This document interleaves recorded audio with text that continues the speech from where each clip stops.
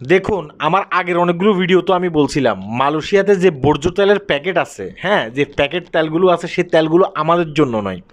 এই তেলগুলো হচ্ছে মালয়েশিয়ান যারা স্থানীয় নাগরিক আছে তাদের জন্য। আমি কিন্তু কয়েকবার আমার ভিডিওতে বলছিলাম। আজকে দেখেন মালয়েশিয়া পেরাক রাজ্যে একজন বাংলাদেশি ব্যক্তি 450টা তেলের প্যাকেট নিয়ে ধরা পড়ছে। তার পাশাপাশি আরও অনেক কিছুই আছে। সে তার বাসার ভিতরে কি করতো, এই তেলগুলো রাখতো। পরবর্তীতে আশপাশে যে বাংলাদেশি দোকানগুলো আছে না, সে দোকানগুলোতে সে দিত এবং কি তেলের দাম যখন বাড়ে সে বিক্রি করতো। এই কারণে তার বাসার ভিতরে এগুলো রাখছে। মালয়েশিয়ার যে ভোক্তা অধিকার পরিদপ্তর আছে, যারা দ্রব্যমূল্য নিয়ন্ত্রণ করে, তারা কিন্তু দীর্ঘদিন পর্যন্ত এই লোকটাকে ফলো রাখতেছে। দীর্ঘ 1 সপ্তাহ পর্যন্ত ফলো রেখে আজকে তার বাসায় হায়না দিছে। সেখানে গিয়ে দেখে যে সে 450 প্যাকেট তেল তার বাসার ভিতরে মজুত রাখছে। মানে সে পরবর্তীতে এগুলো বিক্রি করবে। তার কাছে যখন এই মালের লাইসেন্স চাইছে, তোমার কাছে কি লাইসেন্স আছে, তুমি কি লাইসেন্স নিয়ে ব্যবসা করতেছো, সে কিন্তু কোনো লাইসেন্স দেখাইতে পারে নাই। পরবর্তীতে তাকে নিয়ে পুলিশ হেফাজতে দিছে। আর পুলিশ কি করছে, তাকে 4 দিনের রিমান্ড শুনাইছে। কথা কি বুঝতে পারছেন? 4 দিনে তাকে রিমান্ড শুনাইছে। আপনারা যারা এসব ব্যবসা করতে চান, আমি আপনাদেরকে বলবো যে আপনারা এসব ব্যবসা করবেন না। আপনারা হয়তো বা দেখা গেছে কি লাইসেন্স কীটা হইতে পারে, অনেক ক্ষেত্রে আপনি ব্যবসা করতেছেন কিন্তু একটু বেশি দামে বিক্রি করার জন্য আপনি কী করতেছেন, আপনি দেখা গেছে কি কিছু বাংলাদেশিদের কাছে এগুলো বিক্রি করছেন। এখন বাংলাদেশি কিংবা অন্য অন্য দেশের নাগরিকদের রুমে যখন যাবার পরে যখন এই তেলের প্যাকেটগুলো দেখবে, দেখা গেছে কি সেই লোকগুলো আটক হবে এবং কি কোত্থেকে কিনছে। এখন যদি আপনার দোকানের নাম বলে, আপনি নিজেও আটক হবেন।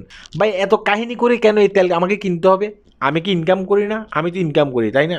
এই যে আমার রুমের ভিতরে দেখেন, আমার রুমের ভিতরে দেখায়, এই যে আমি তেল কিনে নিয়ে আসছি, দেখছেন? এই তেলের দাম হচ্ছে কত? 6 টাকা 90 পয়সা, মানে 6 রিঙ্গিত 90 পয়সা এই তেলের দাম। কথা কি বুঝতে পারছেন? এই তেল দেখা গেছে কি আমার কতদিন পর্যন্ত যাবে? আমি যদি একা খাই তাহলে এই তেল আমার 7 থেকে 8 দিন পর্যন্ত চলে যাবে, আরও বেশি যাবে। কথা কি বুঝতে পারছেন? মাত্র 60 টাকা, 60 টাকার মতো পড়ে। তাহলে কেন ভাই আমাকে দেখা গেছে কি অনেক রিস্কে ওই তেলগুলো আমাকে কিনতে হবে? অনেক রিস্ক তো, তাই না? আপনি হয়তো বা দেখা গেছে কি আপনাকে মালয়েশিয়ান একজন নাগরিক, আপনার বন্ধু, আপনি তাকে বলছেন যে তোমার আইসি কার্ড দিয়ে আমাকে তেল নিয়ে যাও। যেহেতু এখন মালয়েশিয়ান যারা স্থানীয় নাগরিক আছে তারা আইসি কার্ড দিয়ে তেল কিনতে পারে। কথা কি বুঝতে পারছেন? এখন আপনার বন্ধু, আপনি তাকে বলছেন যে তোমার আইসি কার্ড দিয়ে আমাকে তেল কিনে দাও। এখন সে কী করছে, আপনার কথা রাখার জন্য সে আপনাকে তার আইসি যে কার্ড আছে না, সেই কার্ড দিয়ে আইসি দিয়ে আপনাকে তেল কিনে দিছে। আপনি রাস্তা দিয়ে আইতেছেন, আপনাকে পুলিশ ধরলো কিংবা সাধারণ জনগণ ধরলো, ধরে আপনাকে ভাইরাল করে দিল। আর পুলিশ ধরলে তো কোনো কথাই নেই, আপনিও গ্রেপ্তার হইবেন এবং কি আপনাকে যে তেল কিনে দিছে সেই লোকটাও কিন্তু গ্রেপ্তার হবে। কথা কি বুঝতে পারছেন? এই যে আজকে এই লোকটা গ্রেপ্তার হয়েছে, এই লোকটা কী করছে, সে 450 প্যাকেট তেল তার রুমের ভিতরে পাইছে।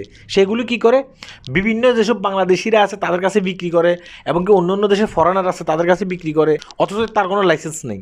আজকে কী হয়েছে, তাকে রিমান্ড দিছে, তার লাইফ পুরোপুরি মানে শেষ করে দিব। শুধুমাত্র সে বিক্রি করছে এই কারণে যে সেই অপরাধী, কিন্তু তা না। আপনি যেগুলো কিনবেন এই কারণে আপনি নিজেও কিন্তু অপরাধী। তাই এইসব তেল কিনবেন না। একটা সময় এইসব তেল সকল নাগরিকেরা কিনতে পারতো, সকল দেশের নাগরিকেরা কিনতে পারতো। মালয়েশিয়ার স্থানীয় লোকও যেভাবে কিনতে পারতো, অন্য অন্য দেশের নাগরিকেরাও কিনতে পারতো। কিন্তু এখন কী হয়েছে, এখন এগুলো অন্য অন্য দেশের নাগরিকেরা কিনতে পারে না। শুধুমাত্র তেলের দাম বাড়ার কারণে এগুলো মানে নিজ দেশের নাগরিকদের জন্য, মানে মালয়েশিয়ান স্থানীয় নাগরিকদের জন্য এগুলো বক্তব্য দিয়ে মালয়েশিয়ান গভর্নমেন্ট কী করছে, নিজ নাগরিকদের জন্য ছাড়ছে। কেন এই তেল আপনি কিনতে যাচ্ছেন? এই তেল আপনি কিনা মানে কি জানেন, আপনি নিজে বিপদে পড়া এবং যে বিক্রি করবে সে নিজেও বিপদে পড়বে যখন এই লোকটা বিপদে পড়ছে।